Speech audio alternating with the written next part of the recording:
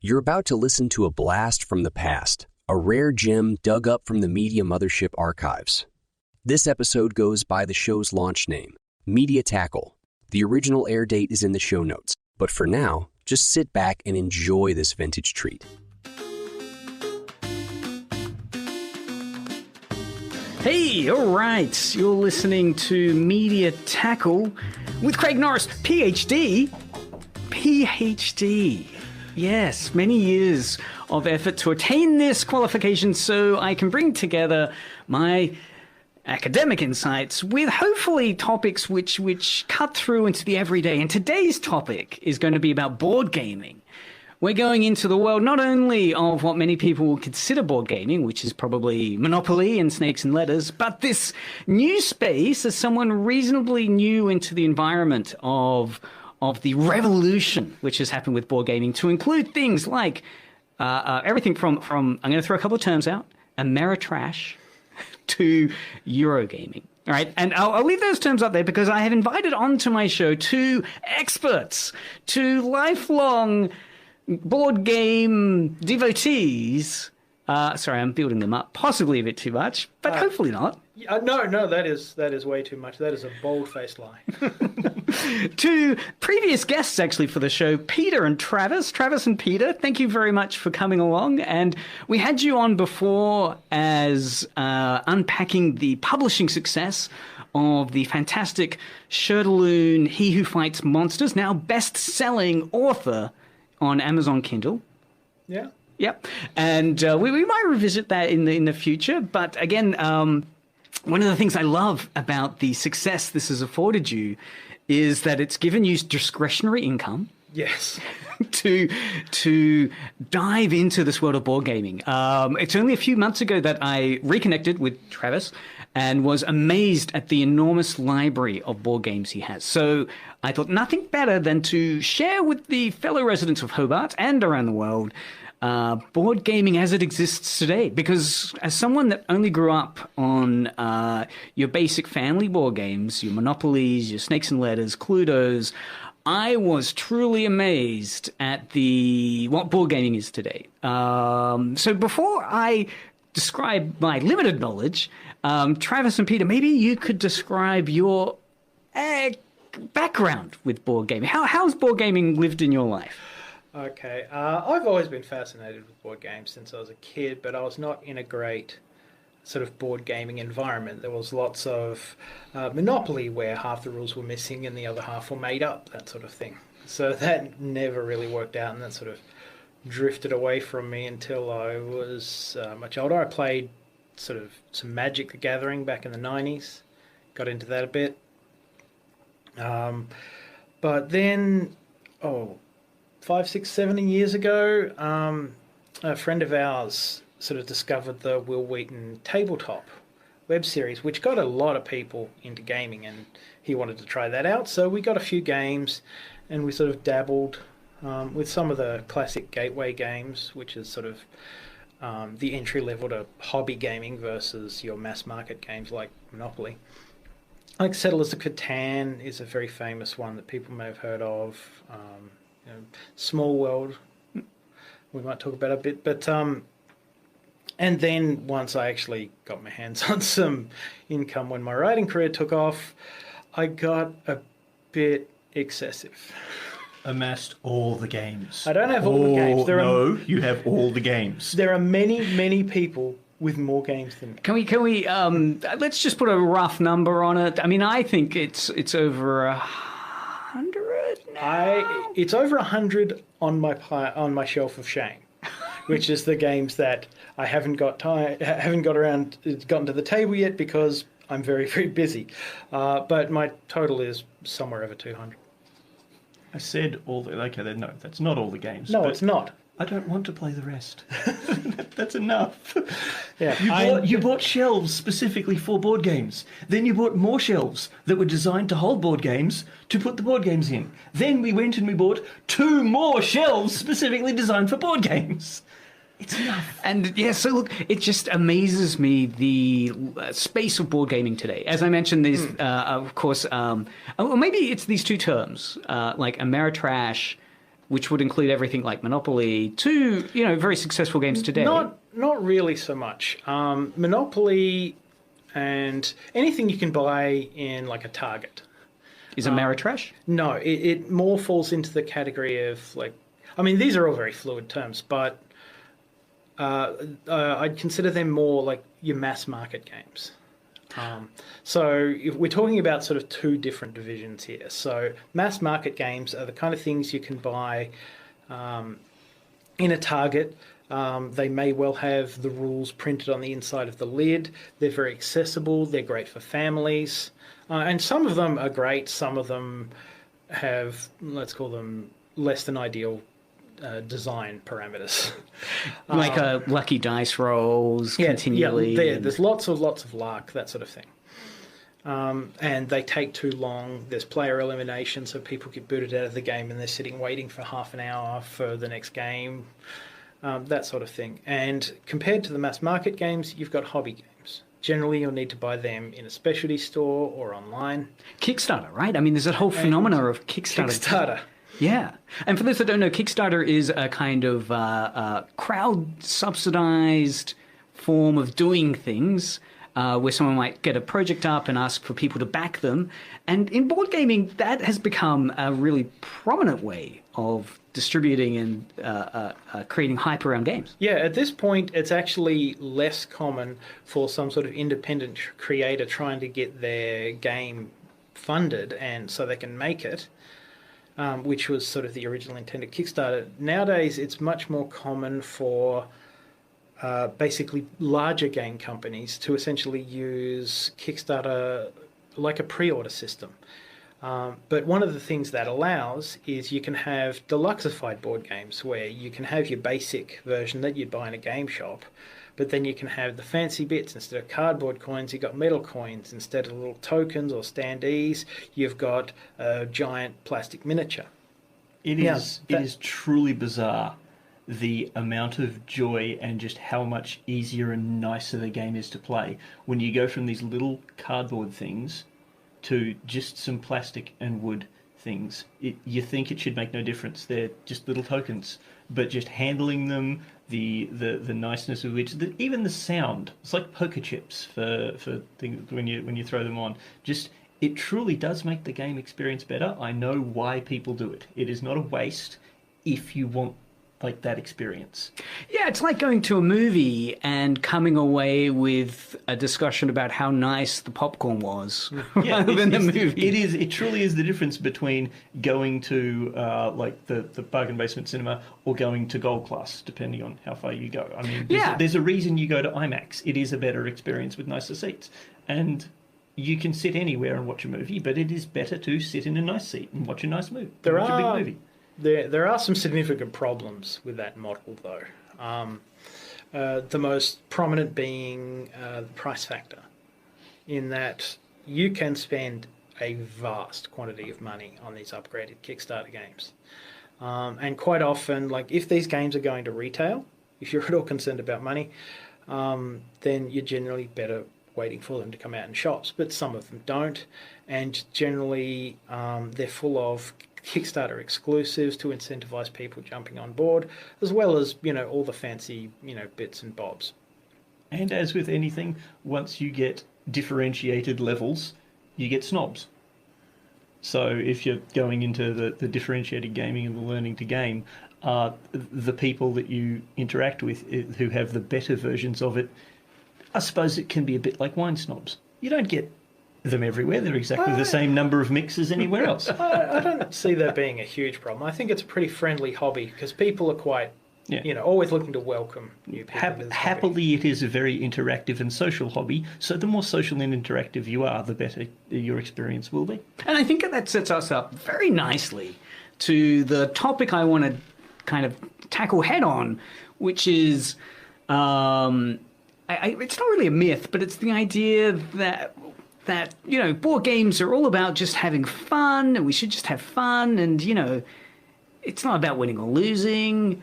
And I think within that is it kind of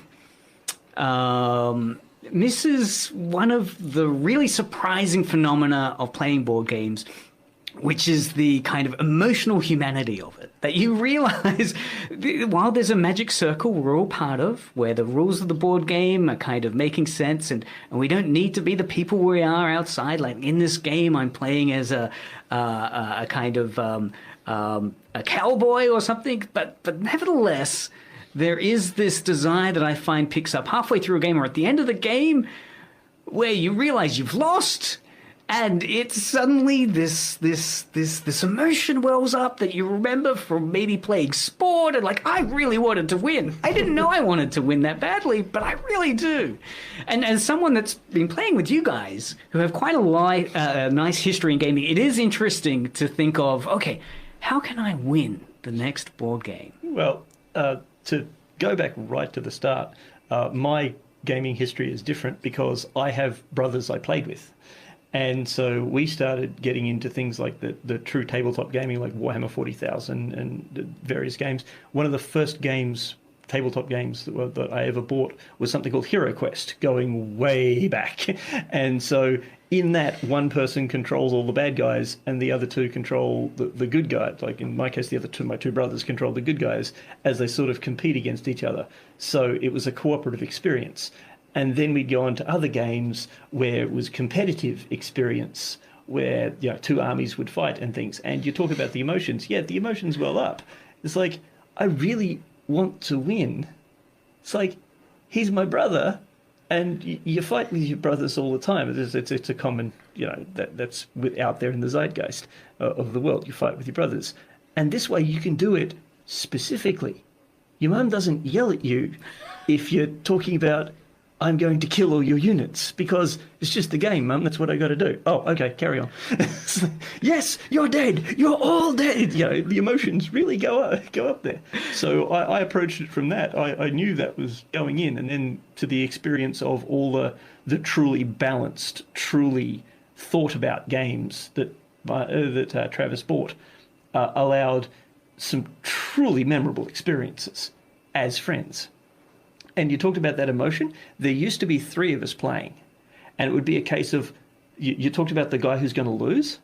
The thing for me was, if you're going to lose and you have the opportunity to sabotage who's going to win. So that emotional touchstone is quite real too. Yeah, look. Yes, that's actually a frowned upon habit. It's called king making. Yeah, king making. So that's where you're playing the game, and you're not going to win, but you can make someone else. You can choose who does. Yeah, and that. Yeah. So look, I think one of the wonderful thing to explore here is how obviously there's a meta idea here around how board games can be a microcosm of quite significant political concepts and social concepts around how you deal with obviously these feelings, competitiveness and so forth, but then how you deal with politics of how you can leverage a losing hand, still lose at the end, but nevertheless then benefit someone else, and what kind of strategies around that. Yeah. So what I want to do is, when I was looking on the internet about how to be a better board gamer, there are all these lists which people have put out there to say, well, here's 10 ways to be a better board gamer. And what I want to do is just take us through this list. This is a list of 39 ways. I doubt we'll get to probably even half that. But what I want to do is just start off with some of these ways. This author on the website, My Kind of Meeple. Actually, before we get started, I'd just like to say one more thing. It's a hobby where you have to come to terms with losing. Like, you have to be able to accept that. If you're playing, I guess 4 would be sort of the standard size for a gaming group. People around a table. And if you're playing a competitive game, that means 3 people are going to lose every game. 75% of the table are going to lose a game every single time. So you have to come to grips with that. And there is actually a danger in getting good at board games, because just say you've got a board game and you and your friends play it and you love it, so you play it a lot, but you lose every single time. You've never won this damn board game, so you go online, you start looking up strategy guides, and you start playing the app version, and you do everything you can to get better at this game until you're amazing at this game. And then you go and you play with your friends and you grind them into the dirt. And then the next week you grind them into the dirt. Third week you grind them into the dirt. I don't think it gets to a fourth week because they stop playing. Yes, and there's the problem. Like, it was a game that everyone was having fun, and now suddenly nobody's having fun. So getting better at a game is great, but getting too good, there is a danger of actually just destroying the fun that you're having. And I agree entirely. It does reveal a certain psychology around what your purpose is of being better at a game. If your purpose of being better at a game is to almost take revenge upon others for a feeling you've been left with of failure, then I think that's a really that can be an unhealthy way of doing it. Because yes, what that results in as a consequence is you want not only to beat people, but to really beat people and forget how it felt yourself to be in that space. So yeah, it can be a really unhealthy space. Because one dominating victory is fine. One of our favourite games is Great Western Trail. And not that long ago, we played a game and Peter beat us both. I think he got all the points, I think would be the term. Yeah, I think he actually beat the combined score of the rest of the Great players. Western Trail is a game where you play as it's 1800s America. Yeah, it's cowboys driving cattle across the country to be shipped on a train and sold off. And everything I did was just right. Sometimes through luck, so often through good management, but I just had the opportunity to, everything costs a certain amount or takes a certain amount of resources, and I always had exactly what I needed to do the thing. And that's unusual. Yes. And the thing that I did got me the resources to do the next thing and the next thing. It just snowballed up quite nicely. So it was sort of the perfect game that nobody interrupted. But the point is, one game where one person has this massive runaway victory is fine. But if they're doing it every single time, it's time to find a new game. Like that was weeks ago. And since then, I think I've won 2, maybe 3 of the many, many games we've played. Yeah. And that's a good thing. It means other people are winning and will keep playing. But that being said, there is that feeling of losing repeatedly can hurt. I think I went something like 13 weeks where we were playing 2 or 3 games every week without winning a single one, and there was only 3 of us. Yeah. So, that was actually kind of where I learnt my equanimity with losing. Look, and ultimately, I think where this journey will take us is the feeling that, really this question of winning or losing is a personal struggle. Yes. Right? Yeah. Which says more about you than it does about the team you're playing with or the group of people you're playing with. Hopefully it'll lead to personal growth rather than doubling down on your own bad habits and alienating all your friends. All right, so we'll get nice and close to our mics to dive down deep into possibly a few of the ways this list has suggested, and then compared to our own experiences. So the first way of being better at a tabletop board game is to focus on the game. And again, the description that's given here is, how many times have you played a game on autopilot? Maybe it's a game you know really well and not paying attention. Maybe it's because you're talking with friends you haven't seen in a while, instead of what's looking at going on in a game. Chatting and having fun, while I love board games and such, but if you want to get better at a game, you need to pay attention to it and analyze what is happening and what you are going to do. Train your brain to focus on the game and not get distracted, at least until you know what you're going to do your turn. Is that an issue people have faced in terms of distraction? I've got this one. There's a pace to games. Like, it's not the same. That's why you're better at some games than others. But there's a pace. You want to achieve a thing that will grant you victory. Sometimes you need to do it twice, 3 times, 4 times, however many times. But if you get a plan to achieve the thing and do that and then repeat, you will win. And training your brain to know how many times you can do that so you're not halfway through a plan at the end of the game really, really matters. And so if you find a game whose pace just makes inherent sense to you, you're more likely to win. That's just something I have found playing many, many games. And sometimes you want to, if you keep playing the same game, you find the pace that you need. you also find the pace that other people are playing at and either mess with them or know how many times you need to do it to win. So yeah, that's absolutely true. But some of the funnest experiences we've had, and you've been there for it, when you're learning a game and you go like, you realize you could do this to the other person. It's like, or we could do this. Oh, that got you more points than me, damn it. But I had fun figuring out your turn. So the talking can be good. But in terms of focus versus playing around and having fun, I think it'll absolutely make you better at board games. But then there's a question of what are you giving up for that? And it comes down to what is your objective in playing a board game. If your objective is to win a board game, then absolutely. And if you're in like a gaming group playing, like a broad gaming group playing with strangers, you're probably going to focus more. But if you're, with your friends around a table, having fun, for me, that is the objective. I want to be around a table with my friends having fun. Winning the board game is very secondary to that. And so, to me, the idea of focusing on the game at the cost of enjoying the company is less appealing. It is an interesting question, almost of that multitasking brain you need to bring to a non-video game based space. I mean, in a video game, I find you can avoid distractions a little better. When you're in a social setting with others, you are needing to multitask a little around, setting up your turn, and then it's not your turn, and you're not waiting for a computer to finish a turn in many seconds. You're waiting for another human being to go through.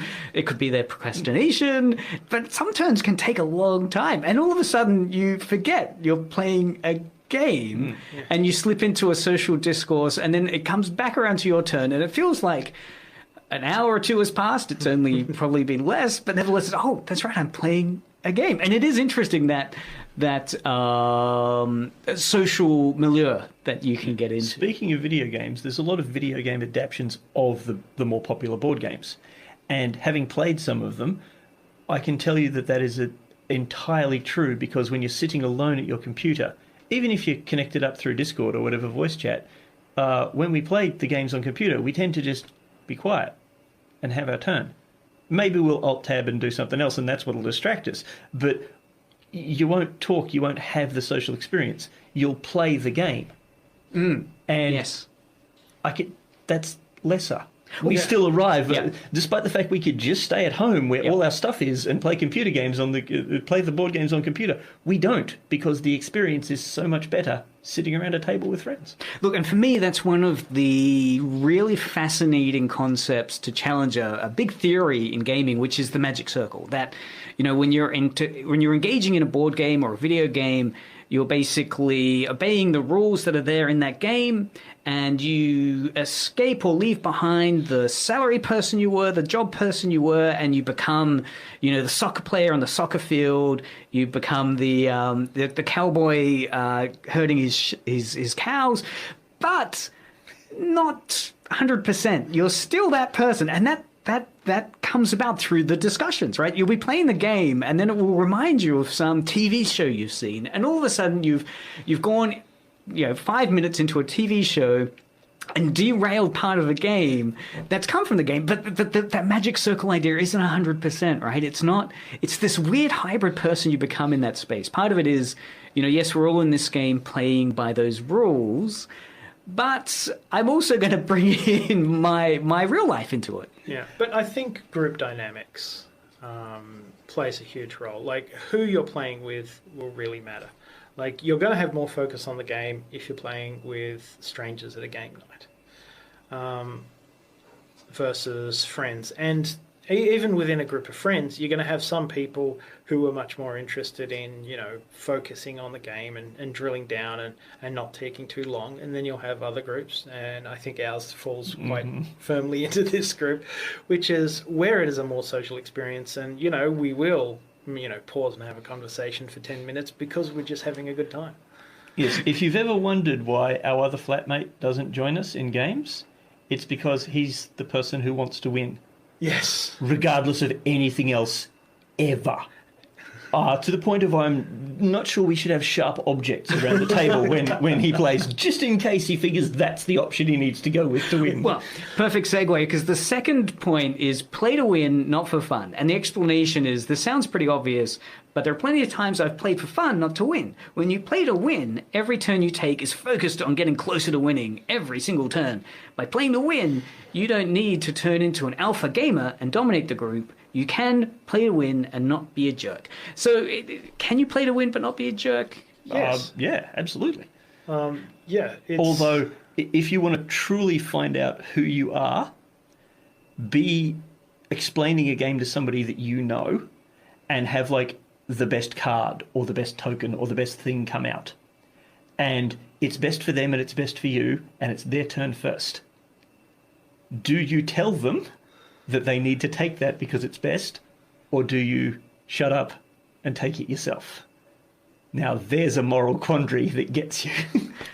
Yeah, look, and I think there's also aspect of improving your gaming by teaching people how to game. Yeah. And as you're teaching people how to game, it's a good experience because it places you in that moral quandary of what is my purpose of teaching this game? Is it to, win, as the game Magic Circle is defined by? It's a competitive game, I can win.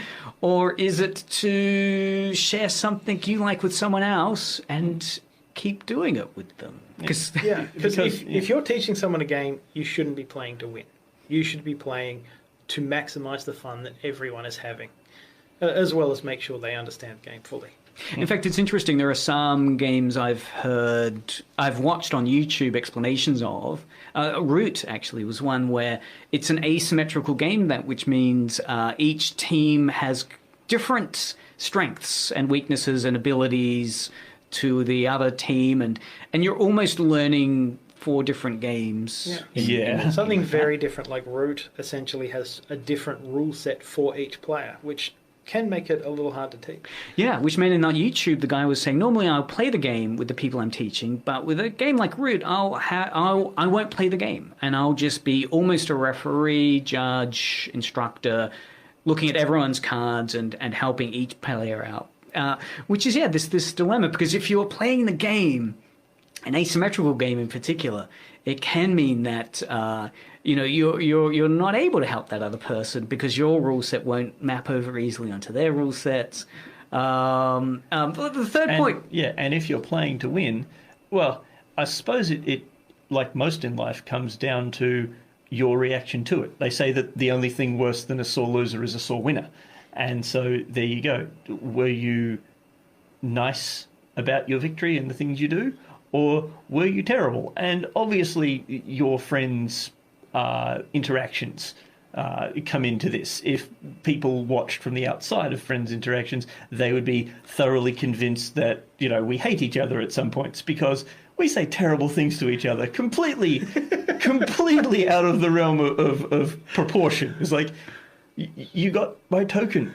I wanted that token. You are literally the worst person on earth. And your mother hates you. It's sort of a statement. And as long as that's done jokingly, you're just having fun. But I would never do that. No, of course not. But it's part of being, playing to win, yet not being a terrible person. Well, again, a great segue. Thank you, Peter, because the third point on this list, I think you may have written this list, is don't cut your friends any slack. And this is something that I had to be told when I was playing, I think, the second or third game, because a move came up where I thought, well, I don't want to be the player that spoils this other player's game. No, you have to be. So and the instruction is, if your best next move is to go after your best friend's territory, then go for it. Do not cut your friend or partner any slack because of your relationship with them. It's a game, and you want to win. But I think this is that magic circle idea that you've got to enter into the game with a shared contract that this is just the rules of the game. It's a competitive game, therefore it entitles me to compete.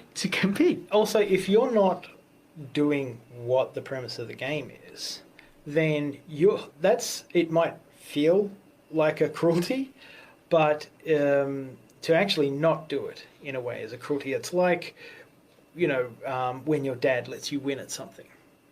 And, then you realise your dad's been letting you win this whole time. And suddenly... Because, yes, maybe you've played it with another person. All the accomplishment you felt suddenly vanishes.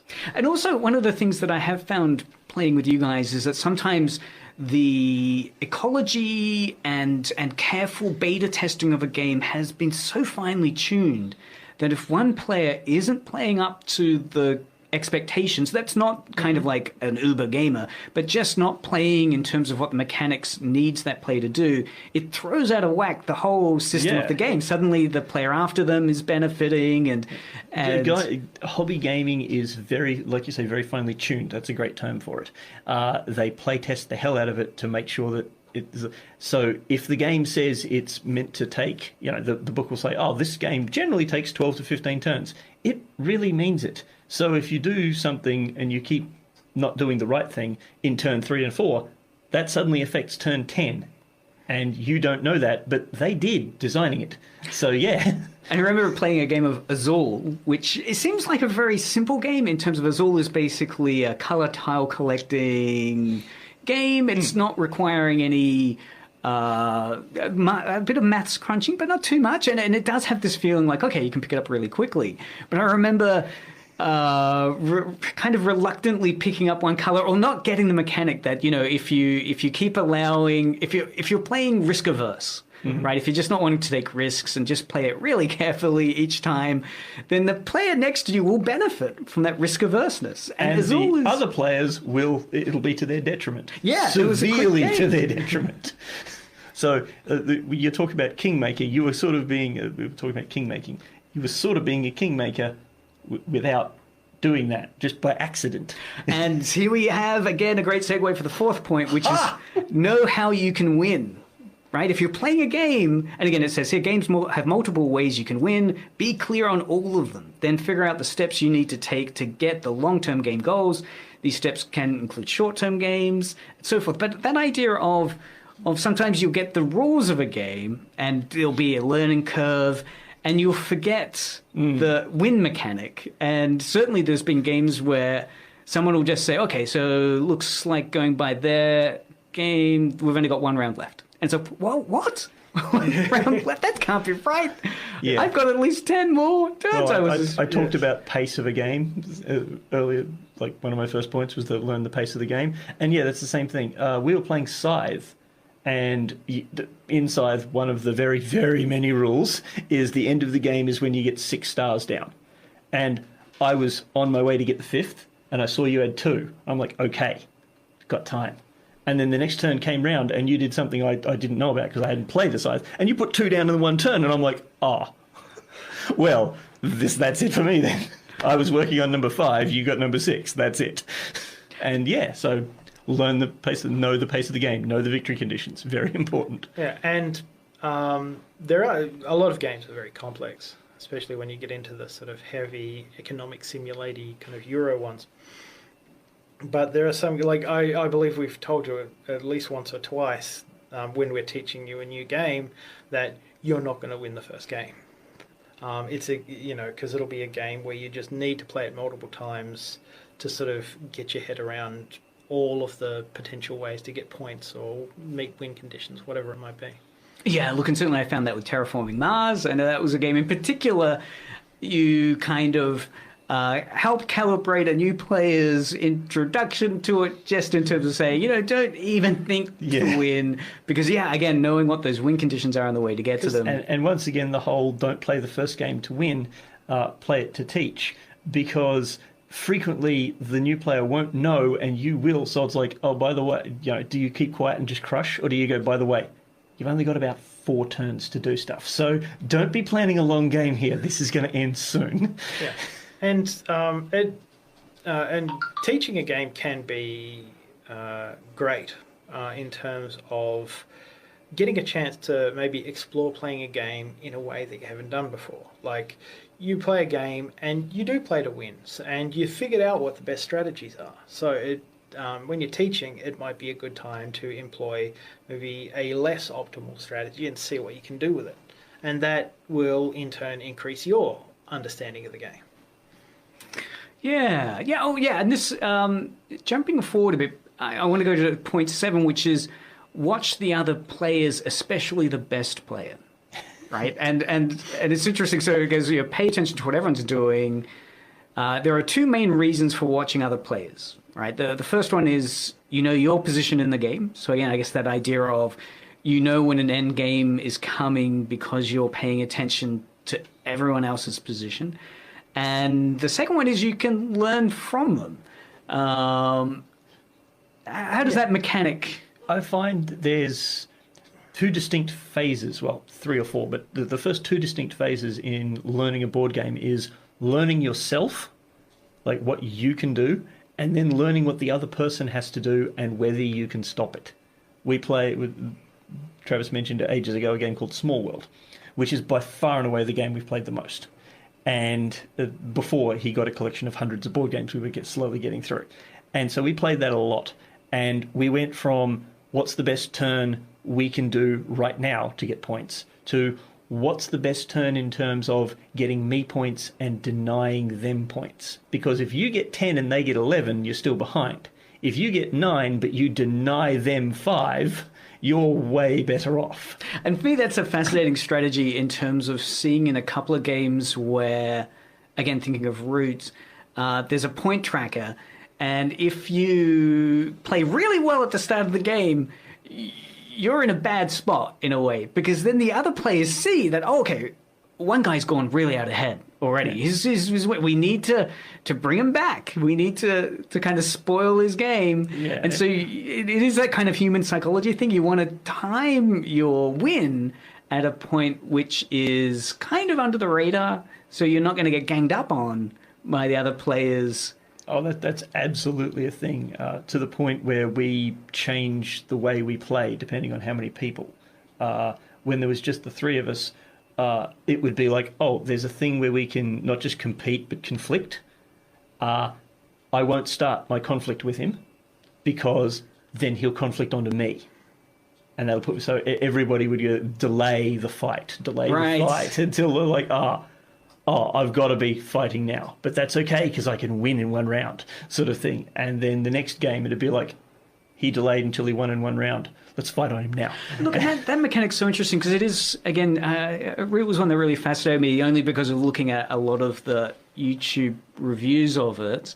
And Root's one that on the surface you guys described to me is looking really cute because basically you're in the board game is a woodland setting and beautiful pastel pictures. They're lovely. Kind of children's illustration book level. I mean, in terms of the wondrous childhood imagination of a bird race, raccoon type of race, kitty cat race, and they're all done really adorably, but they're also all kind of armed and weaponized and savage killers. And it's basically a military, or aspects of it are a kind of war game with an incredible mechanic. And part of what's interesting in that is this dilemma around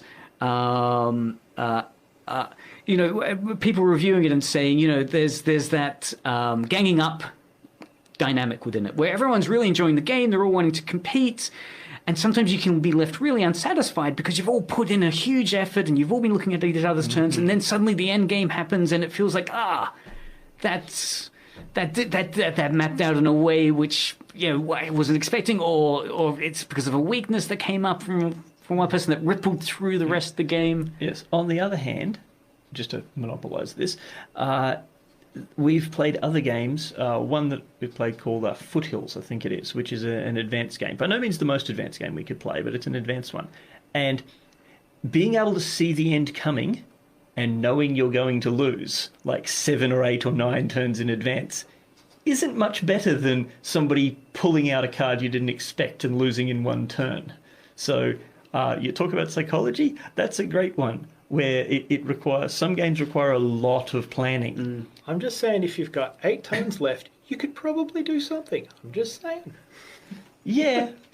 But how many times have you said, I'm losing this game? And we said, no, you're fine. And you've gone, no, I'm losing this game. And then lo and behold, about an hour later, you lost the game hard because you knew. Yeah. So, But they're equally but I there- tried. yeah. And equally, there are times And where once again, psychology. Yeah. You tried. What sort of person are you? Are And you the I- person that accepts the victory, or are you the person that strives hoping they'll make a mistake? And I've done that. And I've been wrong. I've managed to pull it out. Yeah. I mean, we all have. But, I'm very self-centered. Yes, and those are some of the best experiences when I didn't think you had a chance, and you still won. Which I suppose brings you into another psychology. Are you happy that your friend won and pulled out the uncommon victory, or are you like really disappointed that you didn't win? So, look, and the next point is an interesting one in terms of that trying to step back from a single experience to see a bigger experience, which is the idea that you should play many different types of board games. And there were two reasons that's provided here. One is it's easier to learn new board games, right? So if you've played a lot of different types of board games, while there are a lot of variations, there are some dominant genres, I guess, of gaming, and you can use some of those skills you've got from... I think the description, the one example that I read was Sushi Go to Seven Wonders because it's card drafting. And it's not it's about not so much about genres as mechanisms. So with Sushi Go and Seven Wonders, that's about card drafting. So you learn about how to get the best hand of cards, how to hate draft.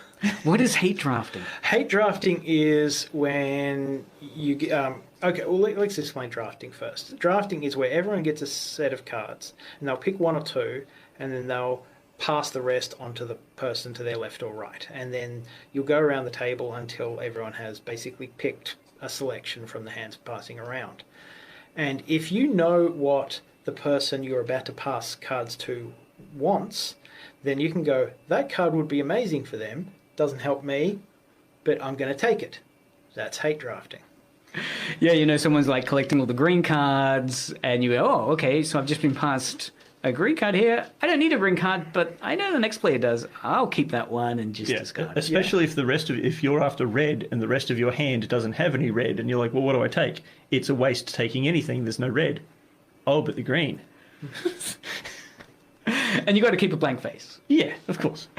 So again, we've described one type of it's good to play different types of board games. So one type is card drafting. Yeah, but there's plenty of mechanisms that are very popular, like worker placement, which is about you've got a series of workers and you put them in a spot, and you do the thing that's attached to that spot, and that's wildly common. It's one of the very common mechanisms, at least in board games, and there are variants. Like sometimes that means no one else can take that spot, sometimes they have to pay extra, but once you've learnt card drafting, you've learnt worker placement, you start getting a handle on these mechanisms, so when you start seeing them more and more and more, then that's one less thing to learn, which means you'll grasp the game quicker. Yeah, look, and I do enjoy that idea of kind of leveling up as you're getting a familiarity with certain mechanisms, and then being able to see the cleverness of some game designers, being able to meld certain mechanics together in really interesting ways. It's quite a fascinating matrix. You truly learn to appreciate. You mentioned Settlers of Catan. Settlers of Catan is a very classic game in that it's, well, at least one of the first popularised one that's kind of at its base all about maths, because it's all about rolling two dice and then the number that's rolled, people on that number get things. I've heard these games referred to as crunchy games or crunch. Crunchy games is... crunchy games generally means one that takes a lot of thinking to sort of work your way around. You've got to crunch a lot of numbers to do it. At base, board games... It doesn't always have to be numbers. It might be strategy.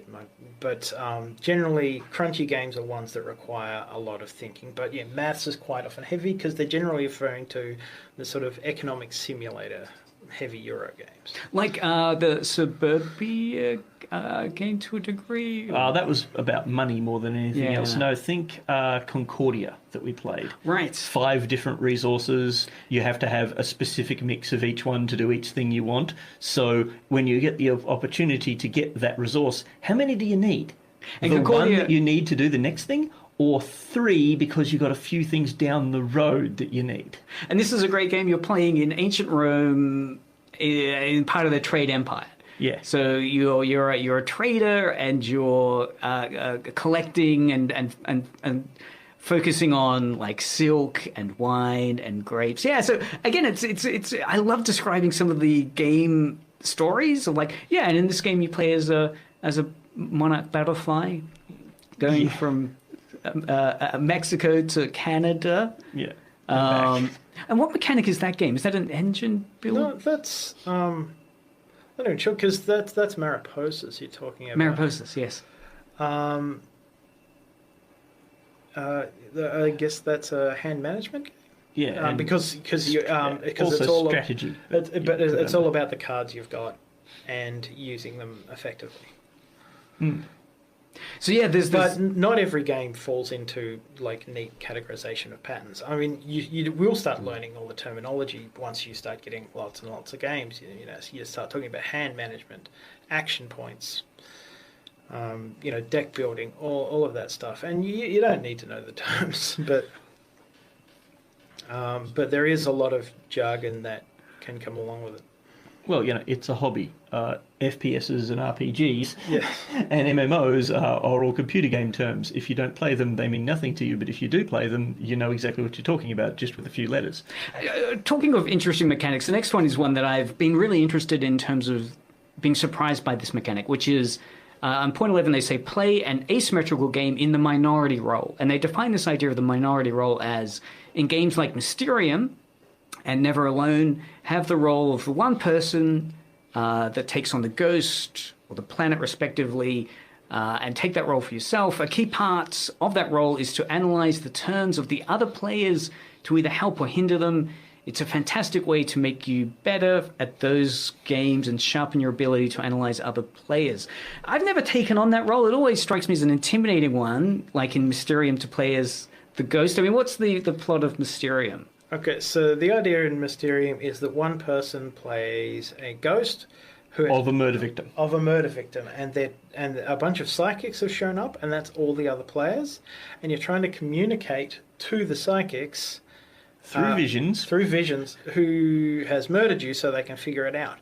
But you can only give them very bizarre and vague visions as depicted on these very weird pieces of art on the cards. So you're trying to give them specific clues. So they're looking for a location or a murder weapon, and the options are on the table, and they have to and you're sort of assigning them these bizarre visions, and they have to link the strange vision you've given them to the specific murder weapon or the specific location. And by strange visions, he means strange. He means like Paris in the 1920s in the background with a blimp floating above it with a unicycle rider on the gondola, sort of thing. Very surreal. Yeah, art. and It's all very surrealist. Yes, so the location would be like... And you've got to somehow try and connect that to a knife. Oh, yeah.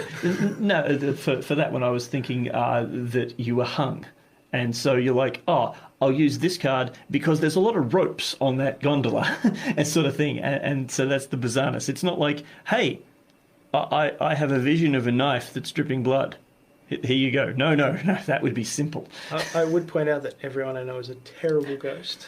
Yes, I am awful as a ghost. Well, the game keeps tricking me. I keep, like, the couple of times I've played it, especially the second time, my brain said, no, you'll be good.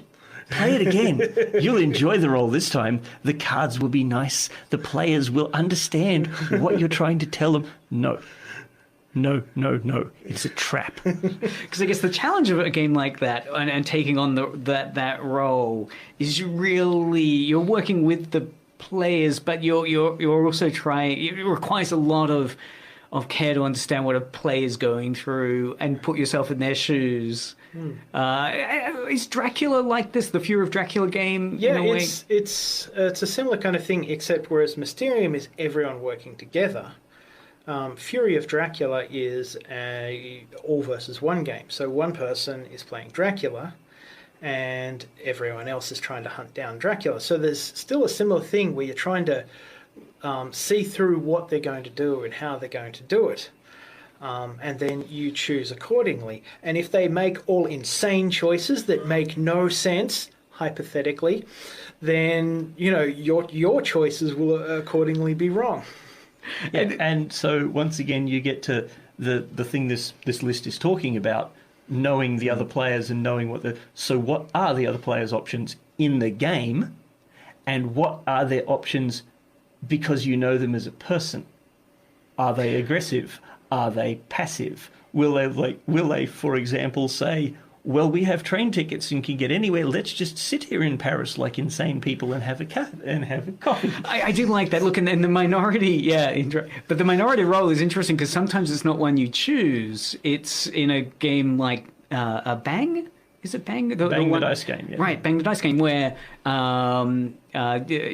Roles are randomly chosen by cards. That's right. And one person will be a sheriff, who we know from the start, but then someone will be a outlaw, deputy, renegade, yeah. And those characters, we don't know who holds them. And so there's an element of kind of bluffing there that's required. And again, that point you're saying of knowing the game convention, but then also reading that person and knowing, well, they're just really hopeless at bluffing. So if I ask the right questions. Yeah, in my case, being a very straightforward person, it's like, hey, to win the game, I have to kill the sheriff. So I attack the sheriff. What do you do this turn? Attack the sheriff.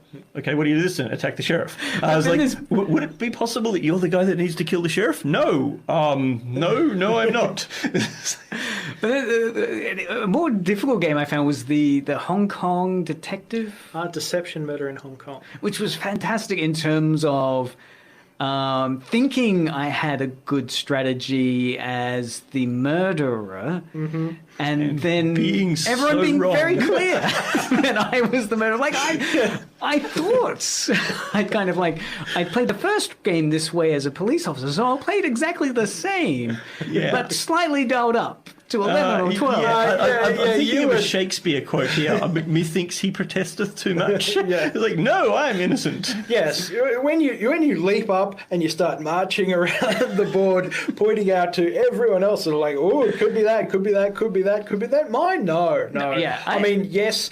It says explicitly that it's my thing, but I don't think that's what we're looking also at. one of these minority roles where one of the other players was the forensic scientist who's disseminating clues, but can only do it subtly. Yeah, right? like you can only sort of point people indirectly towards certain things within certain opportunities, because otherwise, I could just go, oh, it's Craig.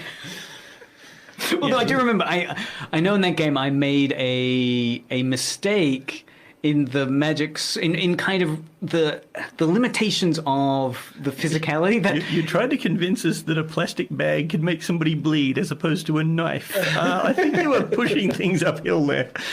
It was difficult. I'm looking forward to playing it again. But I think we're pretty much at time. Are there any things that this has reminded you of, or that last point you'd like to mention?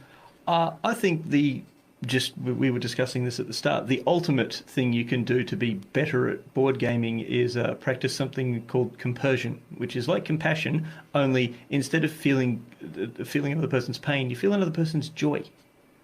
If you can get joy out of the other person winning, almost as much as you can out of yourself winning, that's pretty much the balance you're looking for. Because if you hate losing, you're going to hate games 75% of the time. Yeah, and even if it's through gritted teeth, I think fake it till you feel it, right? If you are driven to win and you kind of feel complete hatred and difficulty on controlling that emotion, fake it, say, well done, that was really well played. I really admired that move. It will be me next. Or you could go the other way and spew wildly exaggerated bile, hypothetically. Yes, cathartically. but, you know, that's the point. The amount of wild exaggeration shows that you're not being serious. I think the worst thing that you can possibly do is, like, be serious and downplay, like, I hate you. You shouldn't have won. That should have been me. You got lucky. Well, That's a table. terrible thing. yeah. Like, flipping the table is once again an exaggeration. You can do that for comedic effect. But just looking at somebody who's like, nah, you got lucky, is a terrible way to react to losing. Yeah. But Even if it's true. I mean, sometimes you will. Sometimes you get lucky. having a post-game discussion, like about strategies, like I love what you did there, here's where I messed up, that sort of thing, that can also foster a sense of camaraderie, because even if it was a competitive thing, that discussion is sort of getting you to all get better at the game collectively. And I think that is the key thing to remember, because if you're playing competitive games versus cooperative games, then most of the people at the table are going to lose. And at some point, you have to, you're going to have to accept that. I agree. Look, and I think that brings back to me, I think, the really profound idea of not taking it personally, right?